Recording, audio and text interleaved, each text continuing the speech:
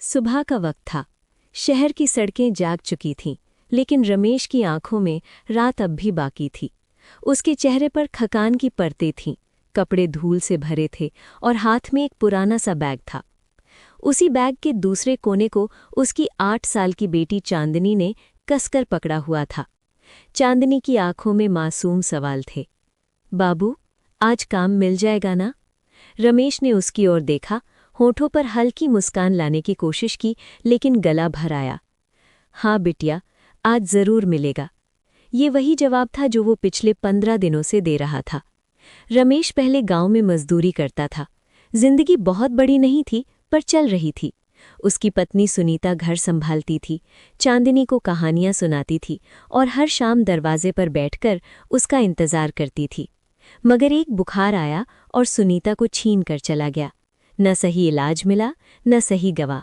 बस एक रात में घर की रोशनी बुझ गई। उस दिन के बाद रमेश ने पहली बार समझा कि गरीब आदमी के आंसू भी किस्मत नहीं बदलते। गांव में काम बंद था, ऊपर से कर्ज बढ़ता जा रहा था। मजबूरी में वो चांदनी को लेकर शहर आ गया। सोचा था काम मिलेगा, एक कमरा मिलेगा, 2 रोटी मिल जाएगी। लेकिन शहर ने उसे हाथ नहीं, धक्के दिए। कहीं कहा गया बेटी को लेकर काम नहीं मिलेगा, कहीं कहा गया पहले पहचान वाला चाहिए, कहीं पूछा गया कितना पढ़े हो। और जब रमेश ने सिर झुका दिया तो सामने वाला समझ गया कि ये आदमी मेहनती हो सकता है, मगर उसके पास सिफारिश नहीं है। उस दिन दोपहर तक उन्होंने कुछ नहीं खाया था। चांदनी बार बार सड़क किनारे समोसे की दुकान की तरफ देखती, फिर अपने पिता का चेहरा पढ़कर चुप हो जाती। रमेश ने जेब टटोली, 3 सिक्के निकले। वो दुकान तक गया, लेकिन कीमत सुनकर वापस लौट आया।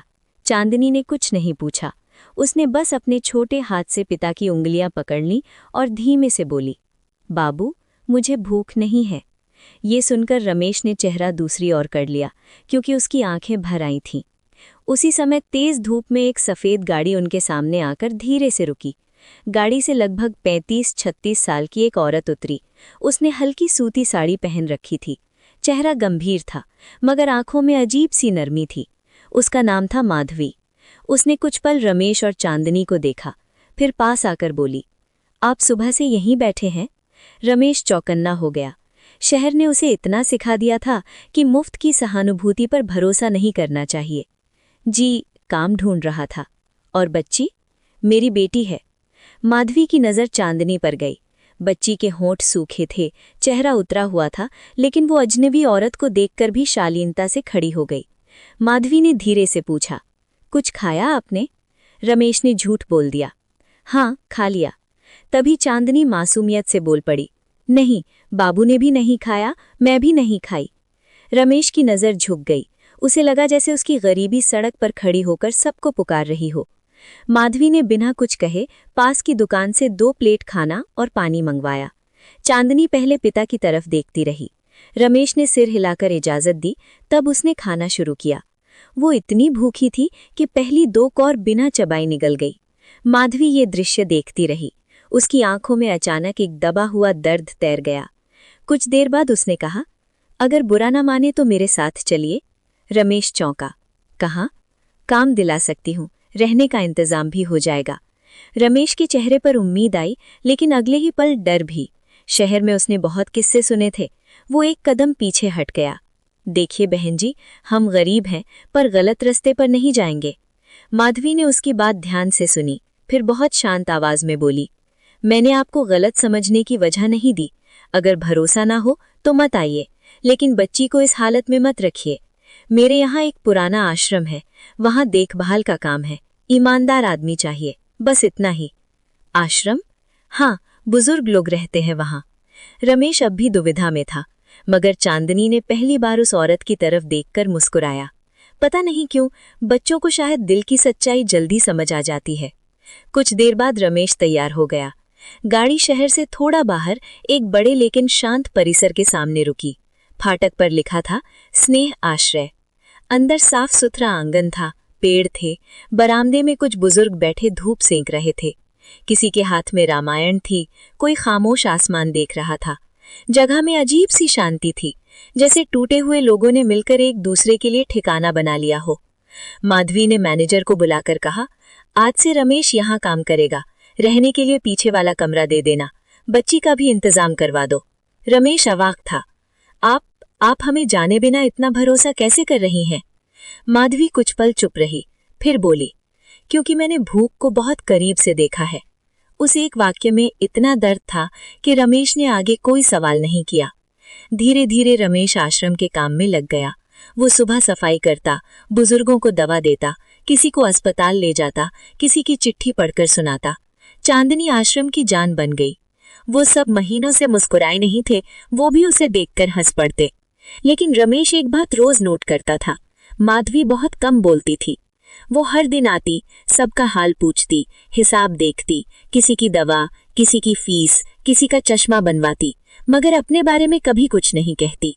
एक शाम बरामदे में बैठे बैठे आश्रम की सबसे बुजुर्ग महिला शकुंतला दादी ने रमेश से कहा, बिटवा, तुम जानते हो बेटिया माधवी ऐसी पहले नहीं थी। क्या मतलब? दादी ने लंबी सांस ली। उसका भी एक घर था, पति था, एक छोटी बेटी थी। 5 साल पहले सड़क हादसे में दोनों चले गए। उस दिन से वो बची तो रही, पर अंदर से टूट गई। लोग बोले दूसरी शादी कर लो, जिंदगी नहीं शुरू करो, लेकिन उसने अपना दर्द दूसरों की सेवा में लगा दिया। ये आश्रम उसी ने बनवाया है। रमेश सन्न रह गया। अब उसे समझ आया कि माधवी की आंखों में वो स्थायी उदासी क्यों है।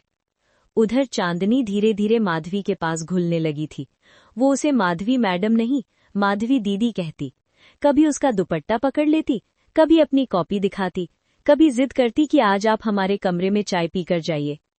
पहले पहल माधवी झिझकती रही, मगर चांदनी की मासूमियत के आगे उसकी दीवारें टूटने लगी। एक रात चांदनी को तेज बुखार हो गया। रमेश घबरा गया। आश्रम की गाड़ी बाहर गई हुई थी। उसने मदद के लिए फोन किया तो आधे घंटे में माधवी खुद कार चलाकर पहुंच गई। उसने बच्ची को गोद में उठाया, अस्पताल ले गई, सारी रात वहीं बैठी रही। सुबह जब बुखार उतरा तो चांदनी ने उनींदी आंखों से कहा, माँ, और फिर खुद ही चौंक कर चुप हो गई। कमरे में सन्नाटा छा गया। रमेश का दिल धक से रह गया। उसने सोचा माधवी को बुरा लगा होगा, मगर उसने बस चांदनी के माथे पर हाथ फेरा और मुस्कुरा दी। उसकी अपनी आंखें भर आई थी। उस दिन के बाद सब कुछ धीरे धीरे बदलने लगा। अब रमेश माधवी को सिर्फ मालिक या मददगार की तरह नहीं देखता था। उसे महसूस होने लगा था कि इस औरत ने सिर्फ उसका पेट नहीं भरा, उसकी टूटी हुई इज्जत को भी सहारा दिया है। और शायद माधवी भी पहली बार किसी के सामने अपने दर्द को छुपाने की कोशिश नहीं करती थी। एक शाम बारिश हो रही थी। आश्रम के बरामदे में दोनों खड़े थे। चांदनी अंदर दादियों के साथ कहानी सुन रही थी। रमेश ने धीमे से कहा, आपने उस दिन सड़क से हमें ना उठाया होता तो शायद मैं हार जाता। माधवी ने सामने गिरती बारिश को देखा। और अगर उस दिन मैं तुम्हें ना रोकती तो शायद मैं भी हमेशा के लिए पत्थर हो जाती। रमेश ने उसकी ओर देखा।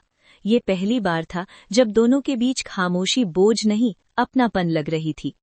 लेकिन समाज इतनी आसानी से किसी को खुश होते कहाँ देखता है। कुछ ही दिनों में शहर और रिश्तेदारों के बीच बातें होने लगी। विधवा आश्रम चलाती है और एक आदमी को साथ रख लिया। लोग सेवा के नाम पर क्या क्या करते हैं। बच्ची का बहाना है, असली बात कुछ और है। ये बातें रमेश तक भी पहुंची, माधवी तक भी। रमेश ने उसी रात फैसला किया कि वो आश्रम छोड़ देगा। उसने सोचा, जिस औरत ने मेरी इज्जत बचाई उसके नाम पर मैं दाग नहीं लगने दूंगा। वो चुपचाप अपना सामान बांध रहा था कि चांदनी जाग गई। बाबू, हम कहाँ जा रहे हैं? दूसरी जगह बिटिया। क्यों?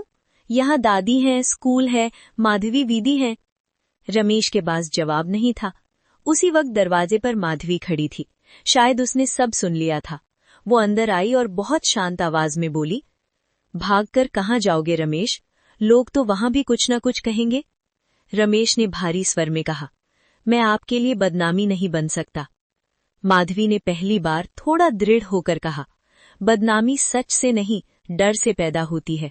अगर हमारे मन में कुछ गलत नहीं है तो दुनिया का शोर क्यों तय करेगा कि हमें कैसे जीना है? रमेश चुप रहा। माधवी की आवाज अब हल्की कांप रही थी। मैंने अपने जीवन में बहुत कुछ खोया है। फिर मैंने खुद को समझा लिया कि अब किसी से जुड़ना नहीं है। लेकिन चांदनी ने, और शायद तुमने भी, मेरी सूनी जिंदगी में फिर से आवाज भर दी है। अगर तुम्हारे मन में मेरे लिए सम्मान से ज्यादा कुछ नहीं तो चले जाओ। लेकिन अगर तुम्हें भी लगता है कि टूटे हुए लोग मिलकर एक घर बना सकते हैं तो इस बार भागना मत। रमेश की आंखों से आंसू निकल पड़े। उसने पहली बार साफ शब्दों में कहा, मैंने अपनी पत्नी से बहुत प्यार किया था। उसके जाने के बाद सोचा था जिंदगी बस जिम्मेदारी है, लेकिन आपने सिखाया कि जिम्मेदारी के साथ सम्मान और सुकून भी जिया जा सकता है। मैं आपको खोना नहीं चाहता। दरवाजे के पास खड़ी चांदनी ये सब सुन रही थी। वो दौड़ कर आई और दोनों के हाथ पकड़कर बोली, तो फिर आप दोनों रो क्यों रहे हो? साथ रहो ना। तीनों हंस पड़े और शायद उसी हंसी में एक नया परिवार जन्म चुका था। कुछ महीनों बाद आश्रम के छोटे से मंदिर में बहुत सादगी से शादी हुई। न बैंड, न बारात, न दिखावा, बस आश्रम के बुजुर्ग, फूलों की हल्की सजावट और आंखों में सच्ची दुआएं। शकुंतला दादी ने चांदनी को गले लगाकर कहा, आज तेरी माँ सचमुच लौट आई बिटिया। चांदनी ने मुस्कुराकर माधवी का हाथ पकड़ लिया। शादी के बाद भी कुछ नहीं बदला, बस घर में अपनापन बढ़ गया। माधवी ने कभी सुनीता की जगह लेने की कोशिश नहीं की और इसी बात ने रमेश के दिल में उसके लिए और सम्मान भर दिया। उसने चांदनी के दिल में माँ का स्थान कमाया, छीना नहीं। समय बीता, आश्रम बढ़ा, रमेश ने उसे और बेहतर बनाया। माधवी ने एक छोटा स्कूल शुरू कराया जहां ऐसे बच्चों को पढ़ाया जाने लगा जो मजदूरी करने वाले माता पिता के साथ शहर आए थे। चांदनी अब बड़ी होकर उसी स्कूल में छोटे बच्चों को पढ़ाने लगी। एक दिन स्कूल के वार्षिक समारोह में चांदनी ने मंच पर कहा, लोग कहते हैं कि खून का रिश्ता सबसे बड़ा होता है, लेकिन मैंने देखा है कि कभी कभी टूटे हुए दिलों से बने रिश्ते उससे भी बड़े होते हैं। मुझे जन्म देने वाली माँ ने मुझे दुनिया में लाया और मुझे फिर से मुस्कुराना सिखाने वाली माँ ने मुझे जीना सिखाया। मंच के नीचे बैठे रमेश और माधवी की आंखें भर आईं। रमेश ने धीरे से माधवी का हाथ पकड़ा। वो समझ गया था, उस दिन सड़क पर जब एक अजनबी औरत ने कहा था कि मेरे साथ चलो, तो वो सिर्फ काम की जगह नहीं, किस्मत का दरवाजा था। कभी कभी भगवान चमत्कार नहीं करते, वो बस सही समय पर सही इंसान को हमारी राह में खड़ा कर देते हैं। और उस दिन भूख से तड़पती एक बच्ची, टूटा हुआ एक बाप और अपने दर्द में पत्थर बन चुकी एक औरत, तीनों ने मिलकर एक दूसरे को बचा लिया। अगर दिल में सच्चाई हो और इरादों में ताकत, तो कोई भी मुश्किल आपको रोक नहीं सकती। अगर ये कहानी आपके दिल को छू गई हो तो इसे ज़रूर महसूस करें, क्योंकि कुछ कहानियाँ सिर्फ सुनने के लिए नहीं होती, जीने के लिए होती हैं। अगर ये कहानी आपके दिल को छू गई हो तो वीडियो को लाइक ज़रूर करें और ऐसी ही दिल को छू लेने वाली कहानियों के लिए चैनल को सब्सक्राइब करें।